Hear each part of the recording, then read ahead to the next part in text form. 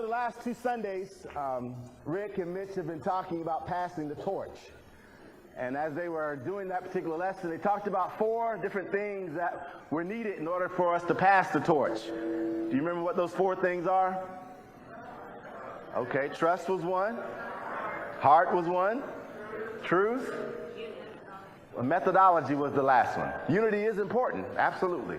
So there's heart, trust, truth, and methodology. You know, passing the torch isn't something that's new. That's something that's gone on since we've been alive, basically. Parents, you always pass the torch. As your kids get older and they're moving out of the house, you're sending them out on their own. You're passing that torch. Go forth and do well, my son or my daughter. You're passing that torch, and hopefully they will take the torch and do what they were taught to do. In your job, many times the torch is passed. You know, when different people come in and there's a different responsibility, the torch gets passed. So there's nothing new about passing the torch. Even when you think about the Old Testament, if you look at it, the Old Testament could be looked at as one long account of torch passing. Abraham to Isaac, Isaac passing on things to Jacob, Jacob passing on things, went on down to Joseph, and then things moved on to Moses. He shifted things on to Joshua, you know, and then from there we got the kings that came in and things were passed on. We even move on, we see Saul passing things to David and David passing things on down to Solomon. The torch has been passed throughout the Old Testament. There's one obvious thing that we see and that we understand about the torch being passed. That obvious thing is that you have to have somebody who can take up the torch. Somebody's got to be on the receiving end to actually take the torch. If there's nobody on the receiving end, you can't pass it. You got to hang on to it. So this morning, I want us to spend some time talking about taking up the torch. That we need to be people who are going to be on the receiving end of taking up that torch that's being passed. But I want us to look at a particular individual who shows us the way to be able to take up the torch. This individual is in the Old Testament. The way he took up the torch is the right way of taking up the torch. And there are lessons that we can learn from him about how we need to take up the torch. Turn to Nehemiah chapter 1. Nehemiah chapter 1. We'll get there in a moment. First, I want to ask you a question. Have you ever taken on something without really realizing how much it would take in order to do that thing? Anybody been in that situation? You laugh right now because you're thinking back on that time that you did that and you realize, boy, that didn't work out so well. It would have been a lot better if I'd have thought this thing through a little bit longer before I took it on. I remember one day, as you know, I like to run. I decided that I was just going to go on a run. Now, I had driven the distance that I was going to run. But I had never calculated how long or how far that distance was as I drove it. I just drove it, and it was simple to drive. So one morning I got up and said, you know what, I'm going to run there and run back home. And as I took out running, I realized this is a lot farther than I thought. But as I've told you many times before, my goal and when I run is that I don't stop until I finish. I keep running. So as I was going, I kept running. On the way there, all right, things were pretty good. I was feeling good. My legs were feeling good. My wind and everything, it was going well, you know. And I got to the destination that I needed to get to. I'm like, okay, now I got to get back. So I turned around, started heading home. And as I started running home, things started to hurt on my body that I didn't know could hurt. And I was like, I don't know if this was a good idea or not. And I kept running.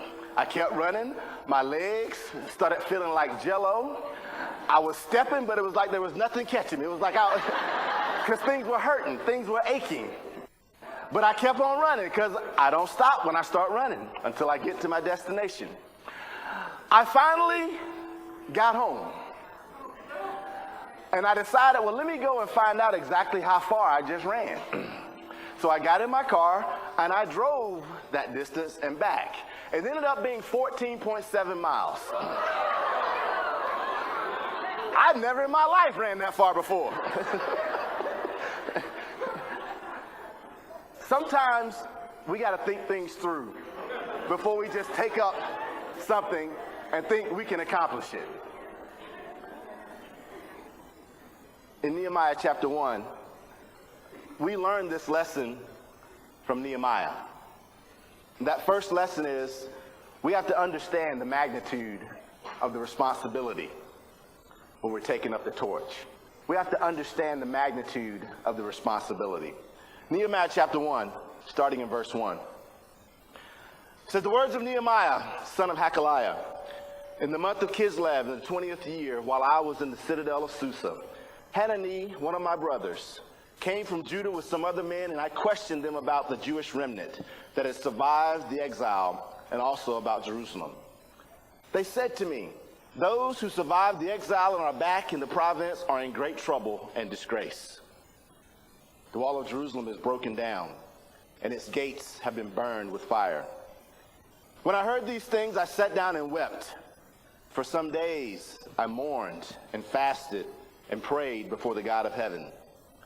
Then I said, Lord, the God of heaven, the great and awesome God who keeps his covenant of love with those who love him and keep his commandments, let your ear be attentive and your eyes open to hear the prayer your servant is praying before you day and night for your servants, the people of Israel.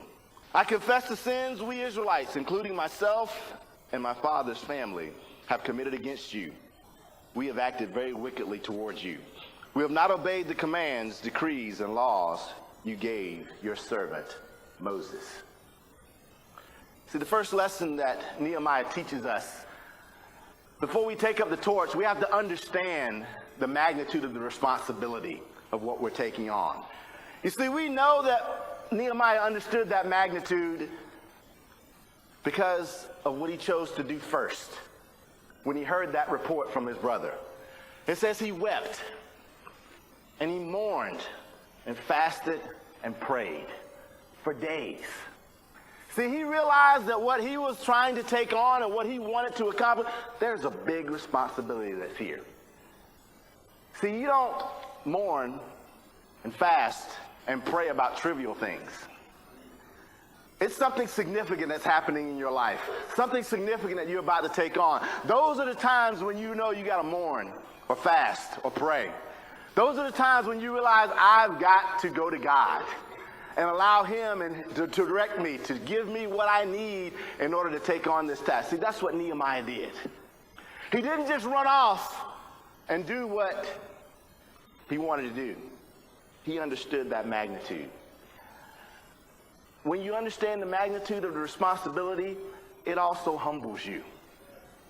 I was very humbled that day when I got back to my house because I didn't really take stock in understanding what it would take for me to do what I wanted to do. It humbled Nehemiah. And we see that in the prayer that he prayed. He prayed about his sins and about the sins of his family. So we know he was humbled because of his prayer. See, when he got this news, Nehemiah could have responded in a very different way. He could have said, you know what, I can't believe those leaders over there in Jerusalem did what they did. How could they let this mess get this way? We need to send somebody down there and fix this mess real quick. He could have started complaining. He could have started pointing the finger and blaming them for the problem, but he didn't. Instead, he says, I'm going to confess my sins and the sins of my family because he understood what he had done. He was humbled. You know, there are a lot of times when bad situations happen or when we're not happy about the way things are going that we want to point the finger. Why didn't you do? You see, if I was in charge, I would have, all somebody had to do was just ask me. I'd have told them they were going in the wrong direction. We want to point the finger and we want to blame instead of being humble. Nehemiah was a humble man. See, this is the right way to go about preparing to take up the torch. First, understand the magnitude of the responsibility. See, I can remember back before I became a Christian, some 28 years ago. I can remember as I was studying the Bible, I began to realize, being a very, very religious person, I love God. I wanted to follow God, but I did not have an understanding of what it really meant to live for God. That was very foreign to me. And as the brothers studied the Bible with me, there was a realization that I came to as I began to see the scriptures and what the scriptures were saying. I realized that I was lost. See, my faith was empty. I was lonely, thinking that everything was okay. But as I saw the scriptures, I realized that everything wasn't okay. I was lost, and I was going to hell. Being religious wasn't doing it. It wasn't getting me where I thought I wanted to go. When I came to that realization that I was lost, I was broken. I mean, the brothers can tell you, I sobbed, I cried like a baby. One, because I was hurt in seeing where my life was. But it was mostly because I finally understood the joy that I could have in being connected with Jesus. I finally understood what that would be and what that could be like. That was the moment where my faith became real. It's like a relationship with God is real. It's not something that's just in my head. It became real to me. My faith became real. Trying to live for God wasn't something that was a foreign concept anymore. I was like, now I see how real this could be. That was the reason why I wept. That was the reason why I cried. I got baptized for the forgiveness of my sins, and that was the greatest day of my life. From that day forward, it has been my desire to do whatever I can to help everybody that I can to know what it means to have a relationship with God. There's nothing like it.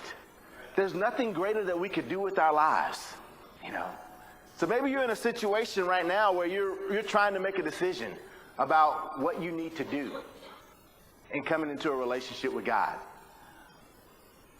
The Bible is true. The Bible is real. Follow what it says.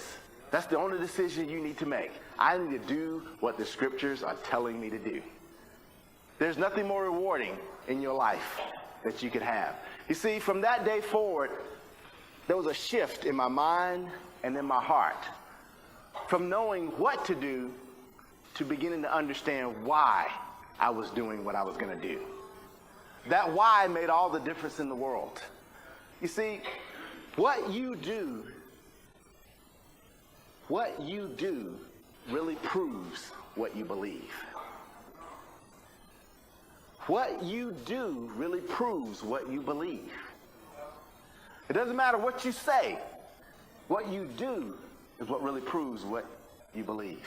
You see, Nehemiah, he didn't just know what he needed to do. He understood why it needed to be done. And that's why this wasn't something that he went into carelessly. That's why he took time to understand the magnitude of the responsibility. He went to God because he knew it was God who was going to bring him through this if it was his will. So we have to ask ourselves the question, why do I want to take up this torch? Do I want to take up the torch for my glory or for God's glory? We got to ask ourselves, why do I want to take up the torch? Do I want to take up the torch because I'm unhappy with what's going on? And I feel like I've got a better plan. I know exactly what to do. Or is it because I just simply want to be a servant of God and allow him to use me in whatever way he sees fit to advance his kingdom?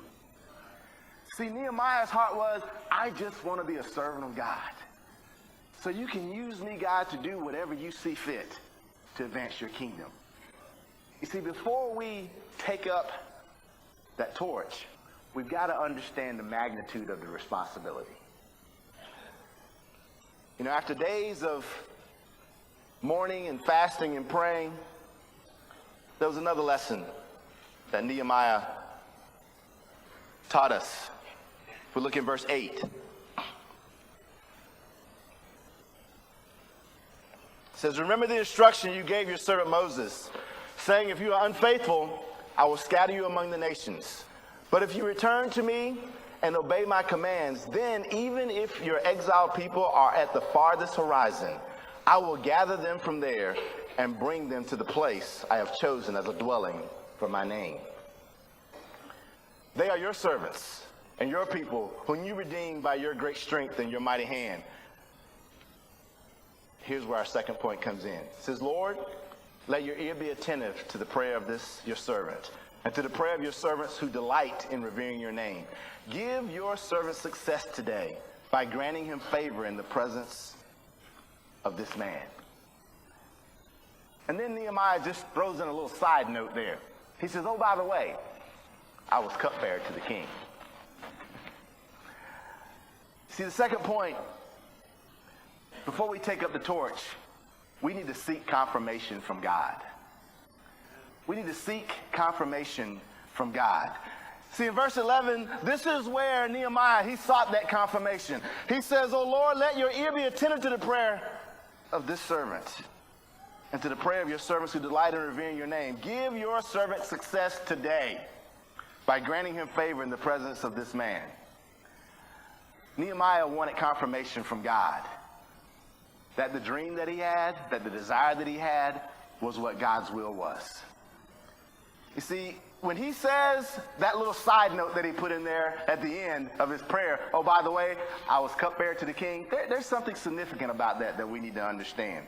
Understanding what Nehemiah's responsibility was for his job as cupbearer. You see, a cupbearer was one who had direct contact with the king. There are very few people who had that privilege. See, in essence, the cupbearer was the king's wine taster. Whatever food or whatever wine or whatever would come before the king that he was going to be taking into his body, the cupbearer would be the first one to taste it. And if there was someone who was trying to poison the king, the cupbearer would be the first one to find out. If the cupbearer died, the king knew, I don't want to touch that. So there was a great amount of trust that the king had with the cupbearer. There was also a great amount of influence that the cupbearer had. They say that the cupbearer was also the one who was the bearer of the signet ring. And he was also the chief financial officer. So there was a lot of responsibility, major responsibility that the cupbearer had. So there was no way that Nehemiah was going to irresponsibly just leave his job because of the desire that God had put on his heart to go rebuild this wall. He wasn't just going to up and just go. That would have been irresponsible. But how many of us have made that mistake? Where we just irresponsibly just done something because it was on our heart. You know, there are many who will quit a job without having another job lined up. There are many who will just run off after place. They'll move from place to place to place, chasing a dream, chasing after this dream, and end up at a dead end, it going nowhere. See, there are often times that we'll make those mistakes because of the dream that we have. But see, Nehemiah, that wasn't his way of doing things. He sought confirmation from God before he went after what he was going after. You see, when we have a torch that we're going to take up, we would save ourselves a lot of mistakes and a lot of heartache if we would just find somebody who's wiser than we are, who's been there, who's done it, who's made the mistakes. And they can tell you what not to do. You can talk to them and they can tell you, here's what worked, here's what didn't work, here's what was successful, here's what was just flat out a failure. Don't do this. So you can save yourself a lot of heartache if you just be willing to get some advice. See, Nehemiah, he wanted confirmation from God. And he prayed. as I go talk to this man, this king, he says, grant me favor. That's how he was going to know that God was giving him confirmation to go and rebuild that wall. He says, grant me favor with him. You see, Nehemiah, as he was praying, he even reminded God of the promise that he had made to Moses. You know, like God had forgotten the promise that he had made. God doesn't forget the promises. But sometimes we appeal to God with those things because it helps us. We're like, God, I know what you said. I believe what you said. So I'm counting on this. But he reminded God of that. And when he went and spoke to the king, Nehemiah knew that if God really wanted him to go and rebuild this wall, if it was God's will for him to do that, he knew that God could, and he knew that God would move the king's heart to let him go. He knew that about God. And that's exactly what God did for Nehemiah. He moved the king's heart to let him go to Jerusalem to rebuild that wall. Nehemiah, he sought confirmation from God. That's the second lesson that we need to learn before we take up a torch. We need to seek confirmation from God. Then right after the king agreed to send Nehemiah, let's look in chapter 2 and see what happens. In chapter 2 of Nehemiah, the king, he says, Nehemiah, you can go. Now let's look at what happened in verse 10. He says, when Sanballat the Horonite and Tobiah the Ammonite official heard about this, they were very much disturbed that someone had come to promote the welfare of the Israelites. There's one thing that you can be sure of when you take up a torch. The first thing that's going to happen is you're going to receive opposition. Somebody or something is going to come against you to try to keep you from doing that. So this third and last lesson that we need to learn from Nehemiah is that we need to be determined to keep the torch burning. We need to be determined to keep the torch burning. You see, whenever we set out to rebuild God's kingdom or to build God's kingdom in any kind of way, Satan is assuredly going to oppose us. He's assuredly going to come after you. Why? Because he hates to lose. He never wants to lose. So anytime that God is making progress in the area, you can be sure that Satan's going to rise up forces to come against that progress. But we have to be determined to keep that torch burning. This is just a little side note. It's a very important side note, but a little side note. Summer is coming. And I know based on the heat that we felt the last few days, we felt like it's already here. But summer is coming. And summertime is vacation time. And we love to go on vacation. Vacations are good. We need to have vacations with our family to be able to rest, to be able to relax. But my charge and challenge to you is do not vacate from God when you go on your vacation. Don't vacate from God. Don't blow the torch out and say, okay, I'll pick this torch out up when I come back from vacation. But the torch is out right now because I'm on vacation. Don't vacate from God. That's the worst thing that you could do. Some of you may be in a situation where you have already made a mistake and you've fallen because you blew that torch out. And you're now have been in some sin. And it's wreaking havoc in your life right now. Just repent. It's simple. Just repent. Light the torch back up and get back in the race. Light it back up and get back in the race. Don't let it be something that causes you to feel like a failure. Get back up. Light the torch and get back in the race. All right, back to out of that side point. See, Satan's method to oppose us is he likes to divide and conquer. If we can get us arguing with one another, if he can separate us and pull us apart, then he knows, okay, now I've got them. I've got them hating each other. I've got them fighting against each other. If he does that, he's like, okay, that's all I need to do. They'll take it from here. See, we can't allow ourselves to be divided and conquered. We've got to make the decision that we're going to keep that torch burning and that we're going to keep that torch burning together. You see, let's gain wisdom from Nehemiah. As you continue reading on in chapter 2, there's something very wise that he did.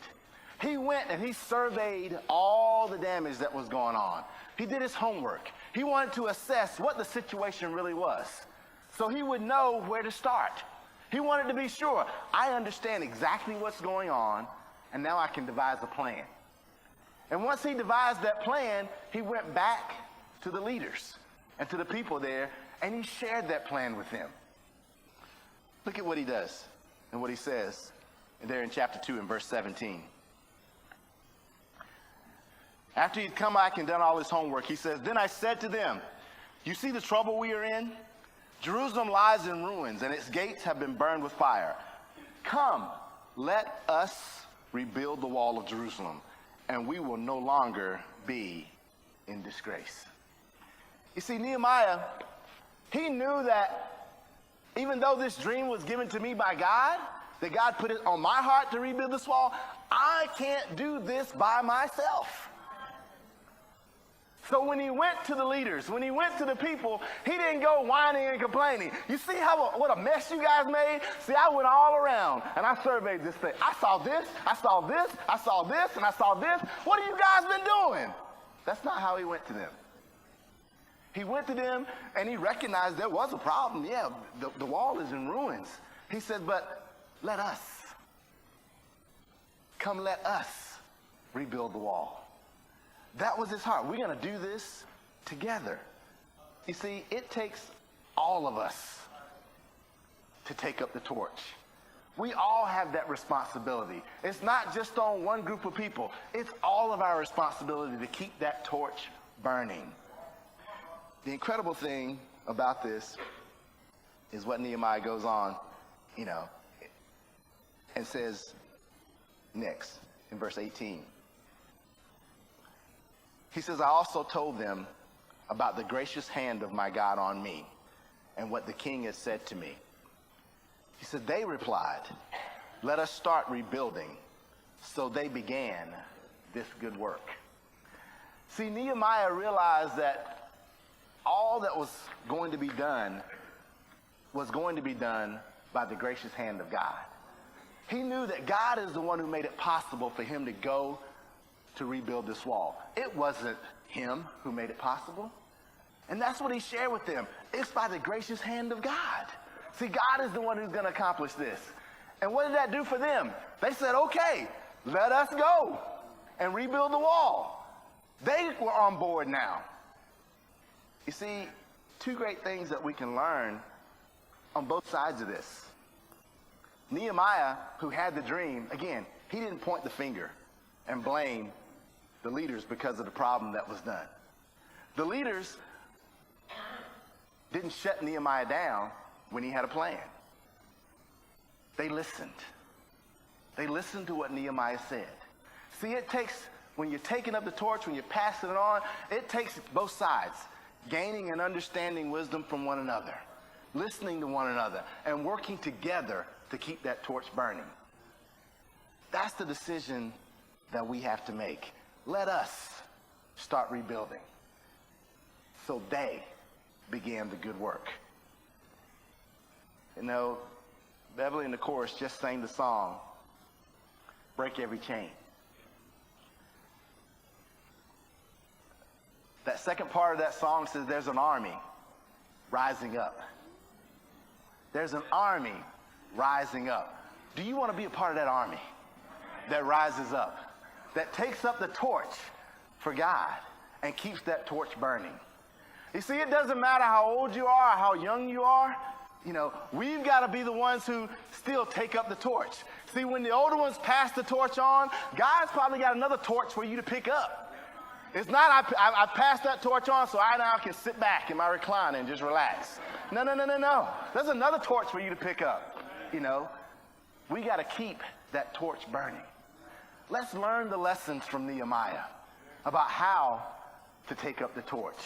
Let's be the people who will take up the torch and carry it in such a way where God gets all the credit and all the glory. Let's be the people who will do what we do together for God's glory and not our own. will you be the one who will take up the torch? Let's stand together.